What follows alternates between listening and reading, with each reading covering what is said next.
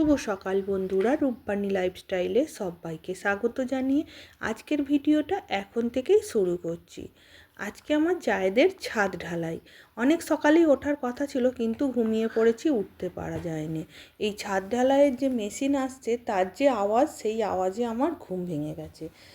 তাড়াতাড়ি করে উঠে ফ্রেশ হয়েই একদম একটু ক্যামেরাটা অন করে নিয়েছি ওনাদের একটু ভিডিও করব বলে। জানলাটাও খুলতে সময় পায়নি, জানলার ভিতর দিয়েই ভিডিওটা করা হচ্ছে।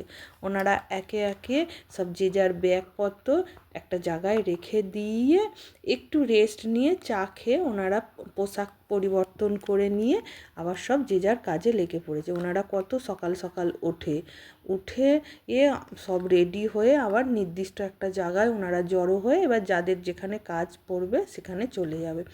দেখতেই পাচ্ছ মানুষ পেটের জন্য কত কষ্ট করে, এই মেশিনটা চালানোও কত কষ্ট। তারপরে এই যে মশলা মাখা এক কড়া কড়া করে দিচ্ছে, এত ভারী, মানে এত সামনে থেকে আমি কোনোদিনও দেখা হয়নি। দেখতেই পাচ্ছ এইটা আমার জায়েদের সিঁড়ি। আমাদের জায়গাটা হেভি শর্ট আবার ঘুলি টাইপ। ওনারা অনেকটা কষ্ট করেই সব কাজগুলো হাসি মুখেই করছে। আমি তো বাইরে বেরোতেই পাচ্ছি না, দেখতেই পাচ্ছ আমার গ্রিলে সব পর্দার মতো করে লাগিয়ে রেখে দিয়েছি, কারণ প্রচুর সিমেন্ট উঠছে।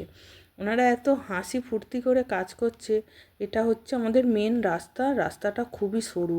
ওনারা কাজ করছে বলে আমরা আর কেউ ঘর থেকে খুব প্রয়োজন না হলে বেরোচ্ছি না, যাতে ওনারা ঠিকভাবে সুস্থভাবে কাজ করুক। চলো তাহলে আজকের ভিডিওটা এই পর্যন্ত।